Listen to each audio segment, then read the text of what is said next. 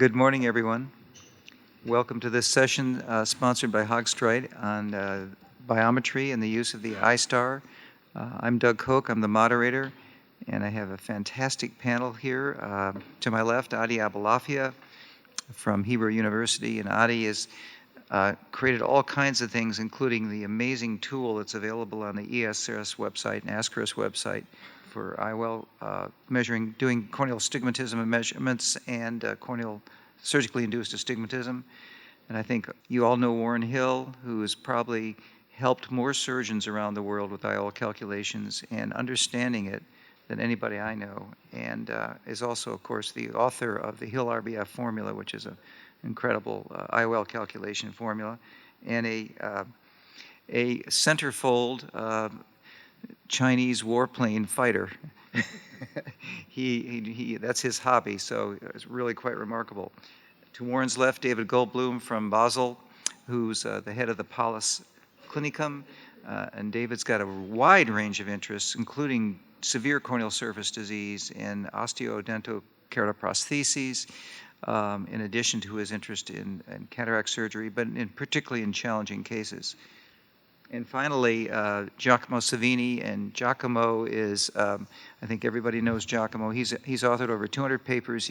Even though he's in private practice, he's become a full professor. He's the co-author of the HST formula, and has really been a huge contributor to our field. So we have a stellar faculty. Thank you all for coming, and I'll turn it over to Adi for the first talk, which is on my initial impressions using the Eyestar. And I would like to share with you my first experience with the new Eyestar 900 and what I like about it. So starting with ergonomics and efficacy.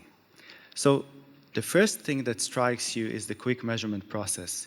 You get bilaterally fully automated measurements in typically just below 40 seconds, which means that it will cause more patients comfort and compliance, improved measurement quality, and also it will shorten the learning curve of your staff. And I have to confess that both for my staff and for myself, it was love from first sight. I love the easy access of the data, so it's not just PDFs. You can go to the raw data and see everything anywhere in your clinic, even from home and also in your operating room. You know, from time to time, I have a patient that comes to me at the day of the surgery and just tell me, you know, doctor, I really thought about it, and I don't want to see good for far. I want to read without my glasses. And then, so you don't need to get panic. You just go into the software and change the target refraction of your patient, and you get the IOL power calculation straight away with all these wonderful formulas. Okay, it has a small footprint. And we know the space might be an issue in some clinics, and you can see how packed my clinic is with all these measuring devices, so it's really an advantage. You also have comprehensive measurement options. So you have a well-elaborated summary screen. Now, we know that validation criteria are essential for accurate measurements, and what I like about it is that you can go and look at the raw data and actually evaluate your measurements, so you can click on any part that you want on the summary screen, and you will get details such as the A/B scan mode, so you can see all the peaks and see that they are in place, and you can even look at the IOL tilt. You have comprehensive corneal front and back topography and pachymetry, zone-based keratometry, and even Zernike analysis with vision simulation, and you'll hear more about it by Warren Hill. And you can get even more with your device when you have the AC suite option. So you have extended topography with all kinds of features such as difference maps and progression views, and even a corneal ectasia view, which was just released. You can also look at the OCT imaging of the anterior chamber, which is quite impressive. And of course, you have all the latest, some of the latest generation IOL power calculation tools. So you'll have the Barrett suite with, it can utilize also direct measurements of the posterior cornea. You have the Hill RBF, and you can use it in a toric calculator with the Abulafia Koch formula.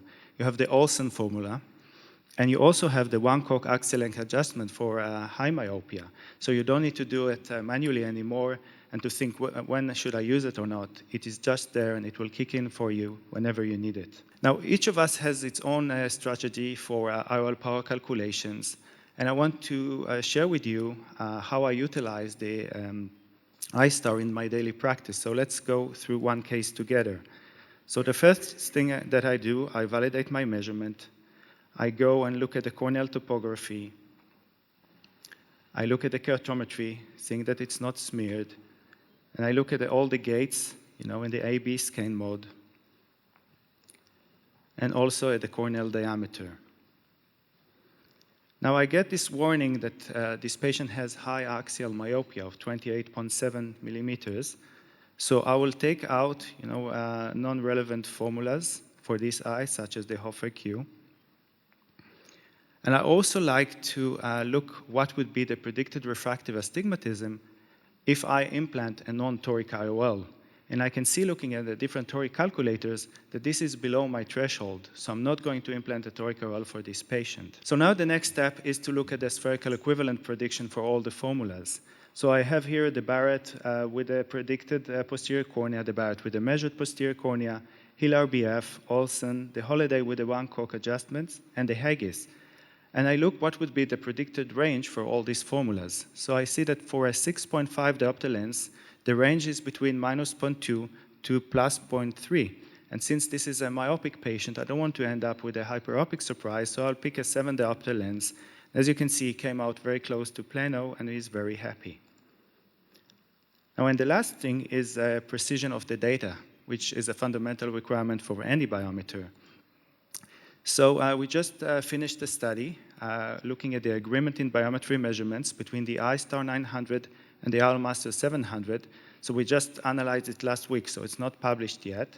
And we did it with the help of Nir Sorkin from Tel Aviv Medical Center. And we looked at 402 eyes of 402 patients. And there was a good agreement in most of the biometry parameters. But most importantly is the agreement in IOL power calculation, because this is our endpoint. And we looked at that using the Barrett Universal 2 with either the predicted or the measured posterior cornea. And as you can see, 98% of agreement was within 0.5 diopters between the biometers with the predicted posterior cornea and 96% with the measured posterior cornea. In another study by Nir Sorkin, which he did in his institute, and was accepted for the ESCRS, they looked at the Eyestar 900 and the anterior device, and they found a good agreement between these two devices, and also a good agreement in the measurements and the IOL power calculations. And you are going to hear more about it from Dr. Savini. So this was my first experience with the new Eyestar 900 and what I like about it. Thank you very much. Thank you, Adi. So, Adi, you mentioned that the acquisition time is very short with this. What's the sequence, or how does that work when you sit a patient down at the Eyestar? I mean, the patient just sits there, and it takes it automatically. So you actually don't need to do anything, almost. You just need to make sure that he's looking straight, and that's it. Wow. It moves automatically from eye to eye. From each step to each step. Yeah. Mm-hmm. Yeah, that's great. And it's under a minute, right? Yeah. Yeah, so impressive. Okay, Warren's going to teach us everything we need to know about corneal topography in 14 minutes. Yeah, the Zernike pyramid in 14 minutes. It's kind of like a death sentence, But what I'm going to do first is give you all sort of a primer on the things that we as anterior segment surgeons do, and then I'll show how the Eyestar puts it all together. And we're going to be using a 6mm pupil because that's where patients complain the most. Let's go ahead and start now. Okay, so here we go. We're going to talk about corneal aberrations, and I don't have any financial interest in the aberrated cornea, but all right, let's move along here. Okay, so what we're going to do is we're going to talk about how to use 3 different aspects of the Eyestar to show us what the patient sees and help us to predict our IOL choices. So the first is the axial curvature map. We're all familiar with that. The next is the Zernike pyramid, which is a little bit less familiar to a lot of people. And last, we're going to put the whole thing together with image simulation. And when I'm done here, every single person in this room will be able to look at an axial curvature map and understand what's going on. Here's your humble axial curvature map. It's the most commonly used feature of a topographer. And we like it because it relates corneal shape to corneal power. And it displays things in an average scaled value. In this case, it's a quarter diopter step. And we can use it to characterize astigmatism as irregular, as symmetrical. And also, we can use this to manually determine the steep meridian with tremendous precision. And this is one of my favorite aspects of an axial curvature map. So very, very useful as a place to begin in understanding what our options are. Now this is the part where everybody kind of looks to see where the exit is. This is the Zernike pyramid, and if you think of it in terms of an axial curvature map, the different aberrations have to do with how the power is distributed across the anterior cornea. Defocus and astigmatism are second-order aberrations. Coma and trefoil are third-order aberrations. And the fourth-order aberration we normally look at is spherical aberration. Coma is a form of irregular astigmatism, different powers on either side of the corneal vertex. Spherical aberration is an irregular distribution of spherical power, usually more or less in the center, more or less in the intermediate areas, like what we see with when we do LASIK. Now, this is a typical aberration profile. Is all this necessary? Well, not really. Most of what we're interested in is just second and third and fourth order aberrations. But really, for when we look at this information for multifocal or EDOF lenses, we're mostly just looking at third and fourth order aberrations, trefoil, coma, and spherical aberration. And is this relevant to daily practice? Yes. This is keys to the kingdom as far as understanding what it is patients are trying to tell us. So a couple basic things about the human visual system. The human visual system is a contrast sensitivity detection system. Of course, we don't see with our eyes, we see with our brain. And the quality of any optical system has to do with its ability to transfer contrast from the object being viewed to the image being formed. This is a perfect eye. Everything looks exactly like it's in front of it. But if the cornea is aberrated or we have a cataract, then we get image degradation. And the way the image is degraded depends on the type of aberration, and we're going to go through that in just a second. If the cornea is aberrated, even if we take out the lens, we're still going to have a degraded image. And so understanding an aberration profile helps us to understand what patients are trying to tell us, especially at larger pupil sizes and at night if people have had prior refractive surgery. A little bit more information. Increase in a specific aberration reduces contrast in a very specific way. And when you talk to your patients who've had prior LASIK and they say, well, I see two moons when I look up, or things have a glow around them, that's what they're describing aberrations. And different aberrations are additive. One doesn't cancel out the other. The other thing to remember about aberrations is they come in groups. It's very rare to find a patient with just spherical aberration or just coma. If they've had prior, say, myopic LASIK, spherical aberration may dominate, but there's usually a collection of different aberrations. So the ones we're most interested in, again, are spherical aberration and coma. We'll start with spherical aberration because that's the most familiar to all of us, and some lenses help to correct for that, or at least reduce it. But again, aberrations come in groups, not just individual values. And now Doug Koch and his associate Lee Wong have shown us that spherical aberration is normally distributed, and Wolfgang Haggis, George Bako, Jack Holliday showed us the same thing. If we flatten the center of the cornea, like we do with myopic LASIK, we increase the spherical aberration so the number becomes more positive, like we see with myopic LASIK. If we steepen the central cornea, the number shifts towards negative, or maybe even become negative if we do a lot of correction, like maybe 4 diopters of hyperopic LASIK. So this is positive spherical aberration. It's flatter in the center than it is in the intermediate and marginal areas, very much like what we see with myopic LASIK or with radial keratotomy. If we steepen the central cornea, then it shifts away from that number 0.274 towards 0 and maybe into the minus range. So here are two patients that have had different forms of LASIK. Myopic LASIK, it's blue in the center, flatter, spherical aberration goes up. Hyperopic LASIK, it's steeper in the center, shifts towards 0, or the number may actually shift into the negative range if we do a lot of a hyperopic treatment.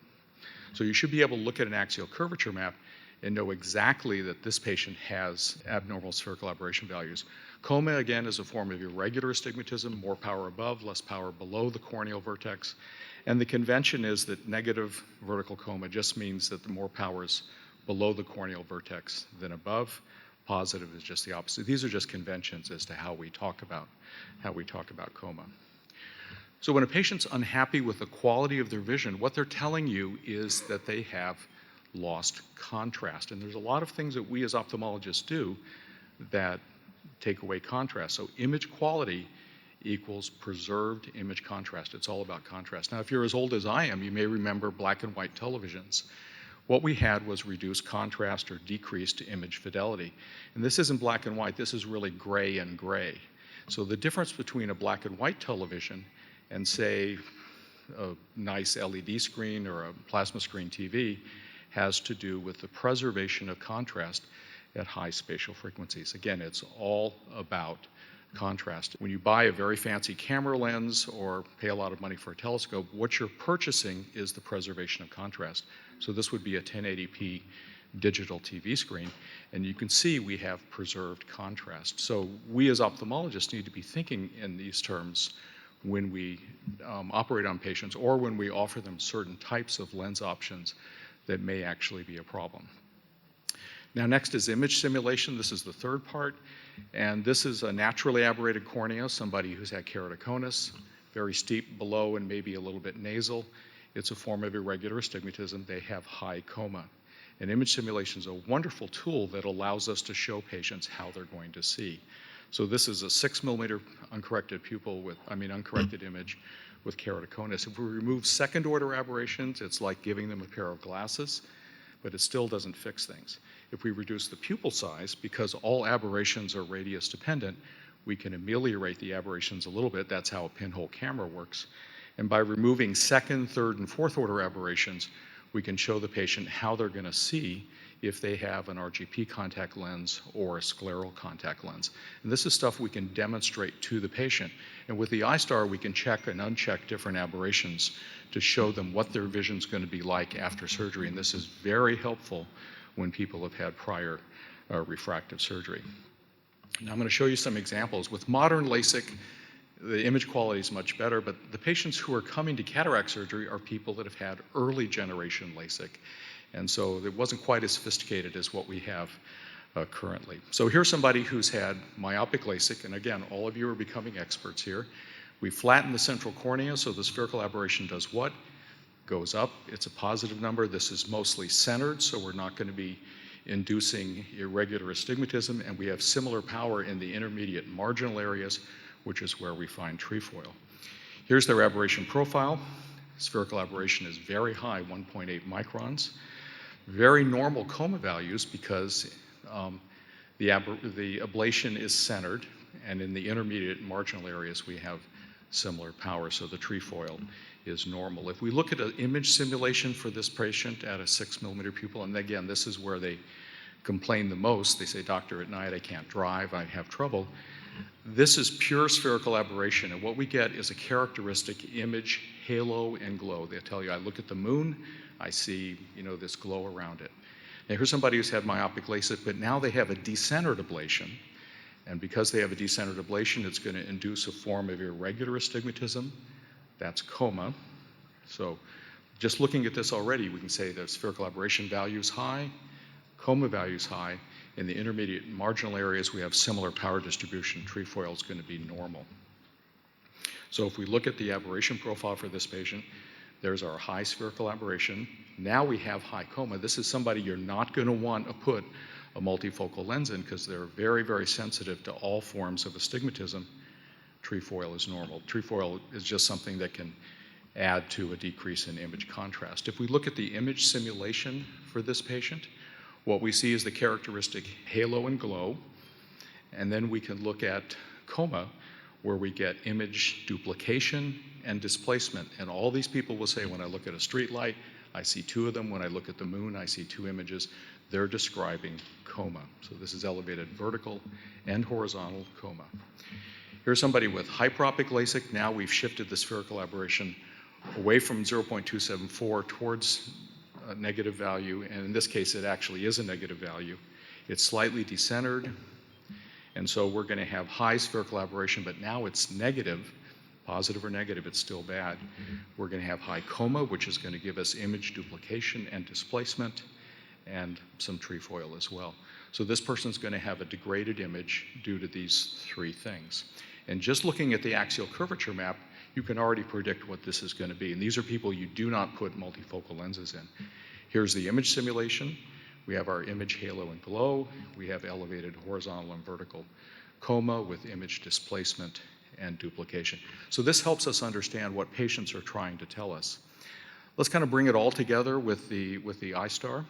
And the Eyestar is the only device that has all this information in one place. So here's an example. So this is the screen that I love on the Eyestar. We have our axial curvature map, so we can tell how the power is distributed.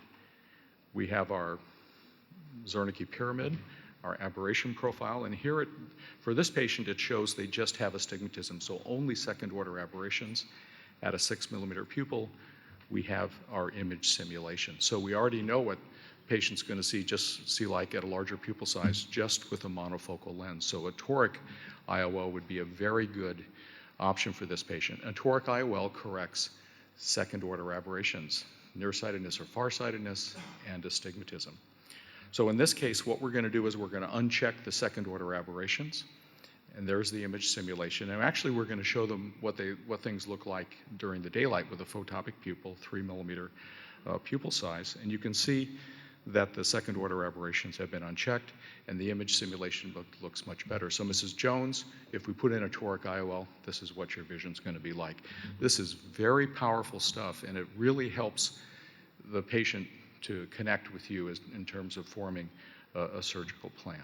So understanding aberrations really does help, especially if you see patients that have had prior refractive surgery, or you want to show patients how they're going to see with certain options.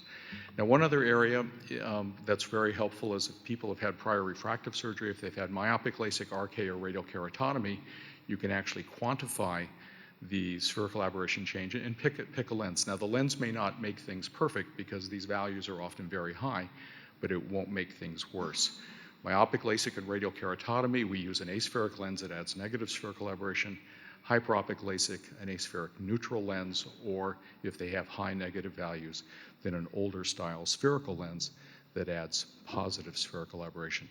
So the old adage, first do no harm, this is what we do for these patients. So in summary, aberrations reduce image contrast, each in a very specific way, like characteristic halo and glow or image duplication. We need to be mindful of what we're doing to our patients when we plan surgery. You do not put multifocal lenses in people with a very aberrated cornea. Just not a good idea. And when some of these people come to see us, this is the first place we go as we look at their aberration profile. Visual quality and patient satisfaction are directly related to the preservation of image contrast. No ifs, ands, and buts. And using the right tools, like with the Eyestar 900, we can put this whole thing together and have a very good idea how the patient's going to see before we go to surgery. Thank you.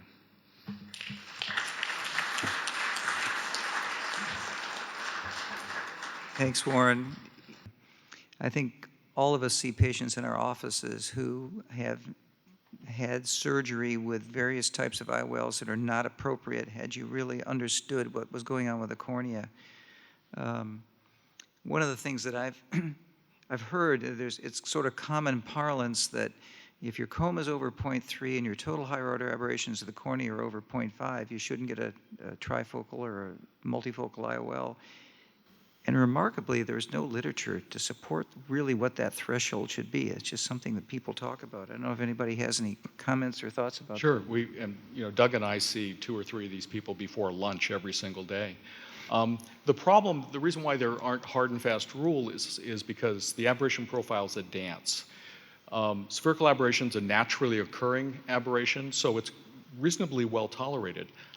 The total corneal aberration number may be fictional because if they have maybe 0.35 or 0.4 microns of spherical aberration and a low coma value, they may do pretty well. So the total HOA may be deceptive.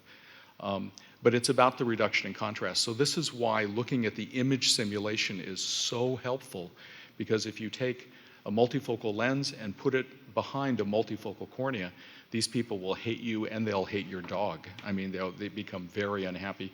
We see a number of patients who are unhappy with multifocal lenses referred by other physicians. And the very first place we go, I don't know if it's the same for you, Doug, is we look right at the aberration profile as a place to start. And that often gives us a wealth of information. Yep, very good point. Okay, Warren, 14 minutes, and then that was about 2 hours worth of information and so elegantly presented. Thank you.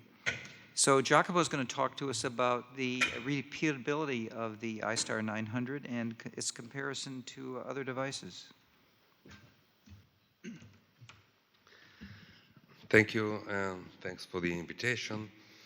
I'm going to present the data of a study that has been recently published on JCRS. We had the opportunity to test the Eyestar and to make a comparison to the Argos and Iomaster 700.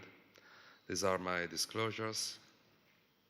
So the purpose of this study was to assess the repeatability of the measurements provided by the Eyestar and their agreement with those provided by two validated optical biometers, the Iomaster 700 and Argos. In a series of unoperated eyes, we took with the Eyestar 3 consecutive measurements, and one with the Iomaster and one with the Argos. And we evaluated the most important parameters for IOL power calculation that are axial length, keratometry, corneal astigmatism, central corneal thickness, corneal diameter, anterior chamber depth, lens thickness, and lens tilting. And I remind you that the Eyestar is so far the only optical biometer providing lens tilting measurements. And in order to assess the repeatability of the 3 measurements taken with the Eyestar, we did the test-retest variability, the coefficient of variation, the interclass correlation coefficient. These are standard tests for this kind of studies, and then agreement between each pair of biometers was based on the 95% limits of agreement according to Bland and Altman. Reports the data of the results of coefficient of variation. I think this is the most important column, and you see that now excluded for a moment astigmatism. You see that all other measurements have a coefficient of variation that in most cases are below 1%. So there's a variability less than 1% in these measurements. There is, of course, like with any device, higher variability of corneal astigmatism. But this is especially true for very low corneal astigmatism. If you take only cases with more than 1 diopter, that are those that are really important for us because are those that are likely to undergo astigmatism correction with a toric IOL, the coefficient of variation drops from 27 to just 2.6%. And this is quite obvious. If you have a corneal astigmatism of 0.01 diopters, it is quite obvious that you will find any axis of orientation, while if you have 4 diopters of corneal astigmatism, it will be always in the same direction and with the same magnitude. And there was also a very good repeatability for lens tilting, just 2%. And also for the grade of lens tilting, because the machine does not only tell you that there are 5 degrees of lens tilting, but it also reports the orientation of this degree, of this tilting.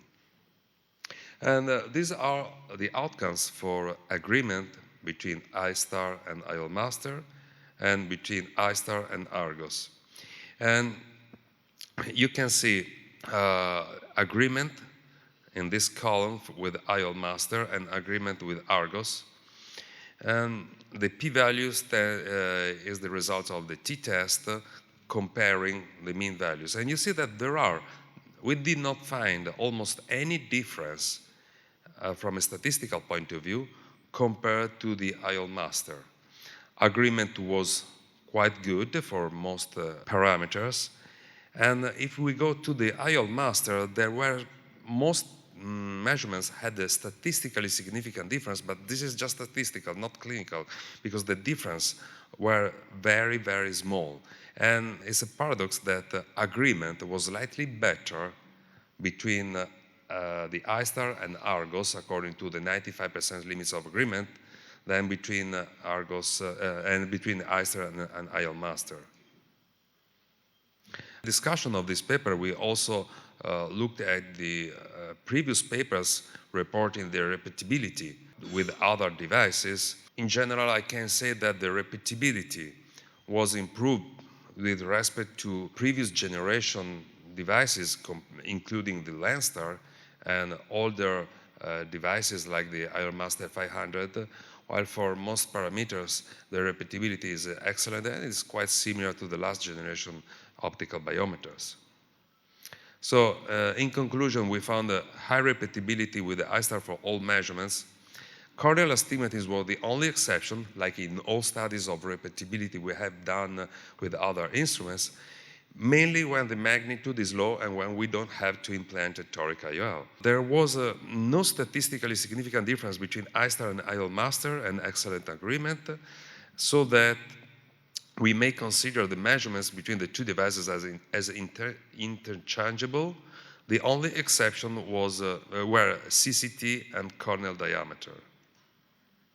And even if the difference with Argos was statistically significant, the only clinically significant difference was for corneal diameter that was 0.43 millimeter larger with Argos. So we may take some attention, for example, with ICL sizing.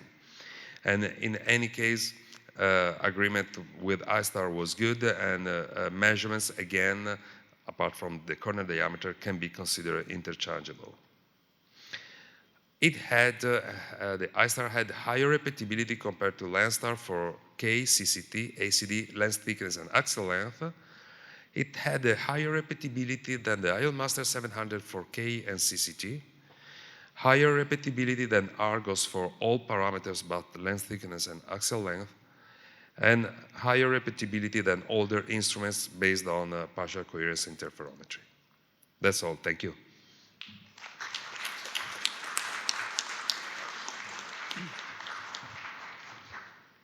Thanks, Giacomo. Those are very impressive data. I think the thing that really jumps out to me is the repeatability for the corneal measurements, because as we kind of think about what are the sources of our error in our IOL calculations, it's cornea, and it's the prediction of the effective lens position. And if you can have excellent repeatability at that level, that may be a really huge step forward in helping our patients.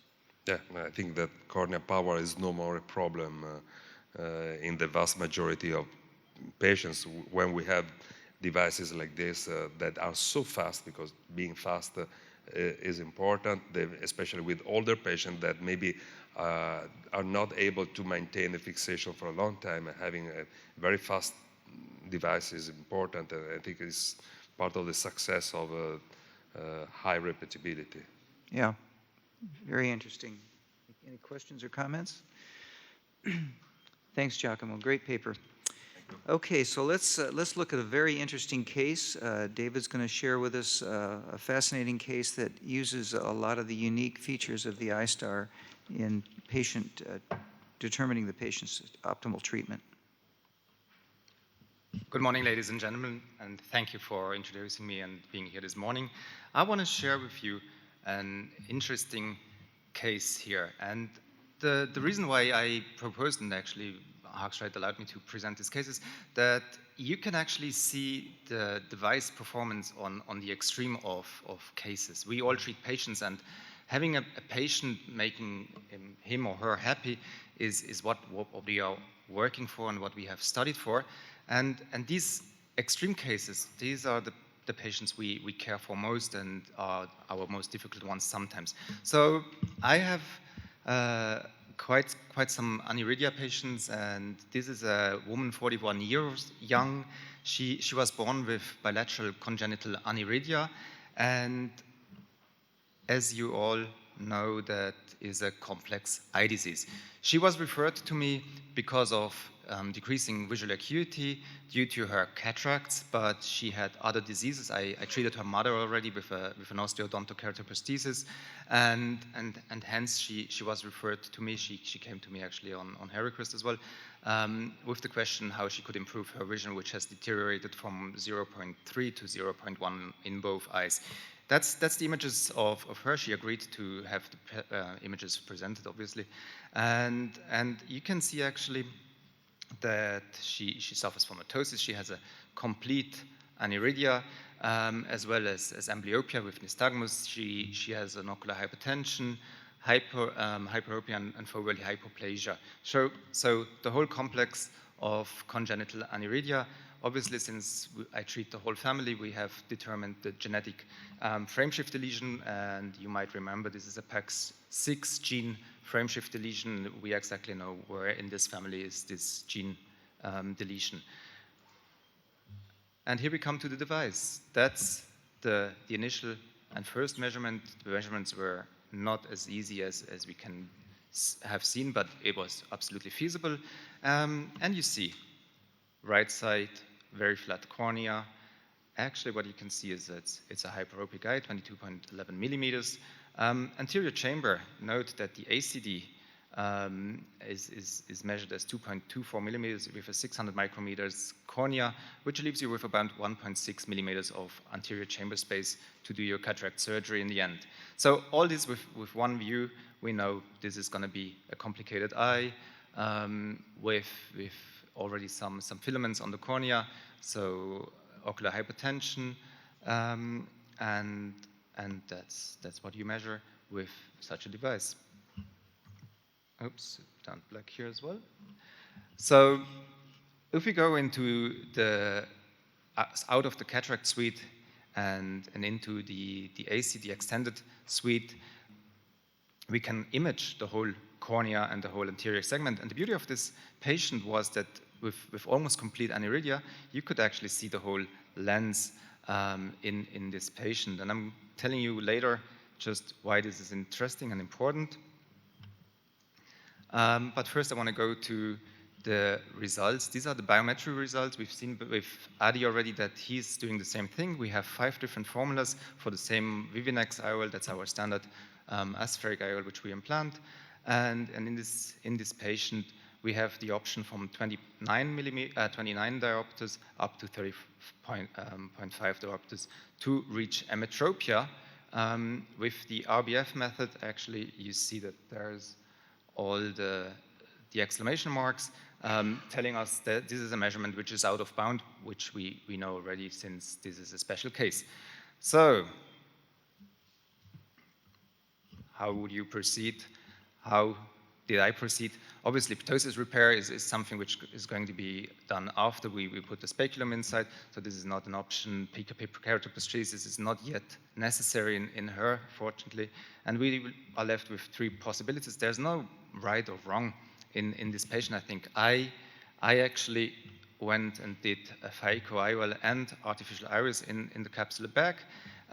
Since in these patients, you know, glaucoma, ocular hypertension is a risk factor, and endothelial decompensation as well in a shallow anterior chamber to do cataract surgery and everything, putting in the sulcus where you have anatomical aberrations, an implant, I just didn't feel it was right. I usually put it in the bag. In these patients, otherwise, if you have an aniridia with a traumatic aniridia, I prefer putting them into the sulcus. And actually, on the professional use brochure of the Human Optics Custom Flex, it says if you want to put it into the capsular bag, the natural lens has typically an approximate diameter of 10 millimeters, but in special cases, you should estimate based on the size of the evacuated capsular bag once a capsular tension ring has been placed, especially in smaller eyes, which 22 millimeters I consider as a smaller eye. So how do you actually estimate the capsular bag once you have emptied it intraoperatively? So I went into the literature. There is a device which is not available yet. They just published it, which you can actually put in. It's a silicone ring with a ruler on it, and you actually can measure intraoperatively how many millimeters it sticks out, and it doesn't hurt, it doesn't damage the capsular bag. It's not available, so that's just for curiosity. I found this, but otherwise you just have to measure somehow and estimate somehow the capsular bag. I went into literature again and wanted to see how often there's complications with artificial iris is put into the sulcus, and the burden they claim in the literature is between 14 and 25%, especially with corneal decompensation and glaucoma. So that's the reason I didn't want to put it into the sulcus. There's one paper out, they report on 19 eyes where they put the artificial iris in the bag, and as you can see, there were, out of 19 eyes, 2 aniridia eyes, and out of these 19 eyes, 14 had complications with vaulting, oversizing the artificial iris, and the 2 aniridia cases were among these 4 oversized patients. So that's the reason why I just wanted to know exactly, or as accurately as possible, the capsular bag diameter. Went back to Haag-Streit, and they were really helpful. I said, listen, I have a patient, she has got a complete aniridia. We have radial scans, a lot of radial scans with the Eyestar. Actually, I'm outlining, if I could see the screen, sorry. I'm manually outlining you what is for me the capsular bag, and if you could actually measure the diameter via a horizontal line, that would be very helpful, and I would be very grateful, and the patient as well. Swiss Precision, they didn't leave it with that. I just took a couple of radial scans. They went in all the radial scans with 2 members of their staff. They exactly measured the lens in all radial scans twice in each from each employee. They plotted this and fitted it in all 3 dimensions, and actually came up with the result that the right lens has a diameter of 9.84 millimeters and the left lens has a diameter of 9.64 millimeters. So I think I never had any more accurate result than this. And hence I don't want to oversize the implant. I refined the artificial iris to 9.5 millimeters then. That's the video, and I think we have enough time. It's sped up eight times. Shallow anterior chamber, it's actually my colleague Tama Tandogan who's performing the cataract surgery. Vision blue, you see the polar cataract here.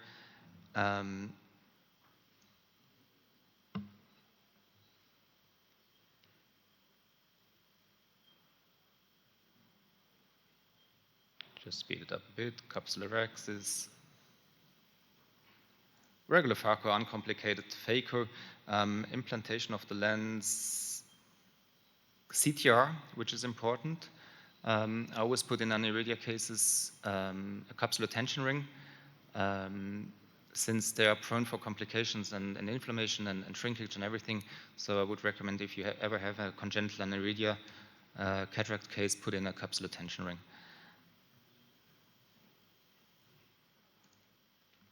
That's the trephination, 9.5 millimeters of the artificial iris. I was out of focus, sorry. Putting the implant in, the shooter.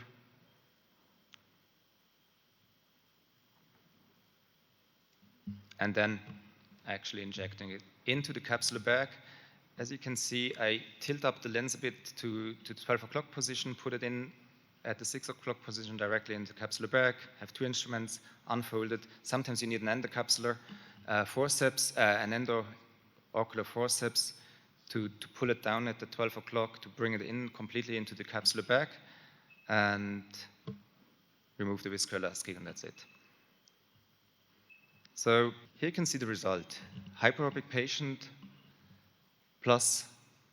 almost plus 5 diopters hyperopia.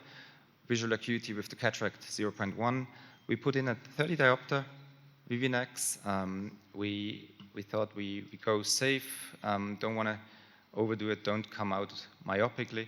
Aimed for, looking at the Barrett formula, aimed for emetropia. And actually what came out was a slight hyperopic result. Unsurprisingly, Hofer-Q would have been a little bit better in this hyperopic eye, but we just didn't want to take the risk ending up in a too high myopic patient. As you can see, since I put this into the capsular bag and you have the sonulars, there's always this black remnant of light going through the eye, since the capsular bag is not going out to the sulcus. I discussed this with the patient. It's actually not that disturbing for her. she knew it before, and I didn't want to take the risk for endothelial decompensation, and didn't want to take the risk for ocular hypertension or even glaucomatous damages. So that's why we accepted that known default. Actually, my colleague asked me, and I was surprised that I never thought about it myself, or it's a good question. Putting in an IOL, putting in a capsular tension ring, putting in an artificial iris, how much weight do we put into this bag, and how heavy does it become? Is this a similar problem for a 41-year-old patient, and do we get a subluxation or luxation of the whole bag in the future? So went back to the manufacturers, looked into literature. Actually, a cataract lens is about 220 milligrams of weight with the capsular bag. I guess the capsular bag is quite light, and the IOL in that power, the capsular tension ring, and the artificial iris in that size of 9.5 millimeters ends up to 51 milligrams, so we're well below the weight of the natural lens of 220 milligrams. So I think we're safe putting all these three devices into the capsular bag. Well, the future will show me what this will actually bring.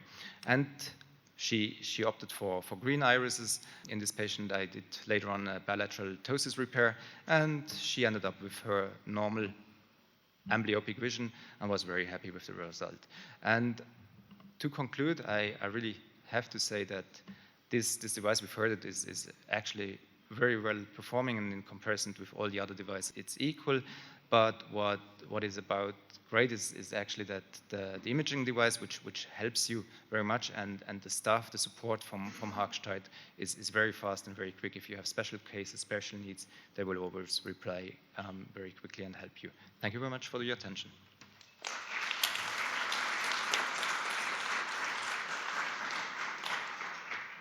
Thank you, David. I think the other point to make, of course, is if you were to put a lens in the sulcus of an aniridia patient, you're at risk for stimulating the inflammation that could lead to the aniridia fibrosis syndrome, so which last thing you want. We found that you have to increase the power of the IOL when you use the human optics device by about half or 3/4 of a diopter, because it pushes the IOL a little posteriorly, so fantastic result. Yeah, and we agree, you've got this little rim around the edge. I mean, what are you going to do? That's 100%, 99% better. I think we can close the session. Thanks very much for everyone for attending, and for Haag-Streit for sponsoring this session for us. Have a great day. Enjoy your meeting, everyone. What this symposium introduced was a next-level technology for cataract planning with very precise keratometry, the measurement of axial length, and other things we use in IOL calculations.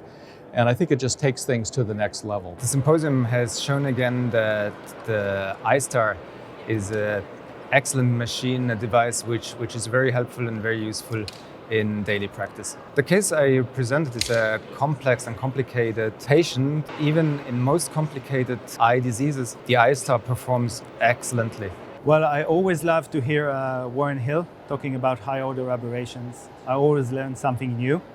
And also the case by David Goldblum was really amazing. And I learned that I can measure the diameter of the capsule, with the Eyestar, which was new to me. When I tried the Eyestar for the first time, I was really impressed by how fast it is. It's probably the fastest machine on the market. At the same time, how easy, because the process is fully automated. So we don't need expert technicians to do that. It takes the learning curve is almost nothing. Having something that is at the same time accurate and fast is so important for any practice with cataract preoperative measurements. We're very excited to release the Eyestar anterior chamber suite. After now, our cataract suite for the Eyestar biometer is nearly complete. The anterior chamber suite really comes with up to 12 millimeter topography, up to 18 millimeters imaging.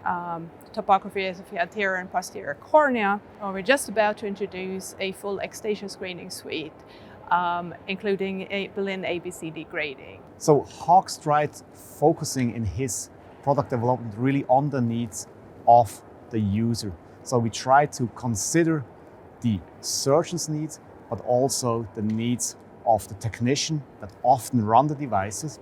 And therefore, it's always a combination of ease of use and complexity and completeness of the results. So one of the things I really like about the Eyestar is that it allows us to use 3 tools for planning for cataract surgery: the axial curvature map, an aberration profile, and also image simulation. And these 3 things can be used together to help us plan for which IOLs might be appropriate for an individual patient, and also to allow the patient to see how their vision will be following cataract surgery. These are very powerful tools that can be used together.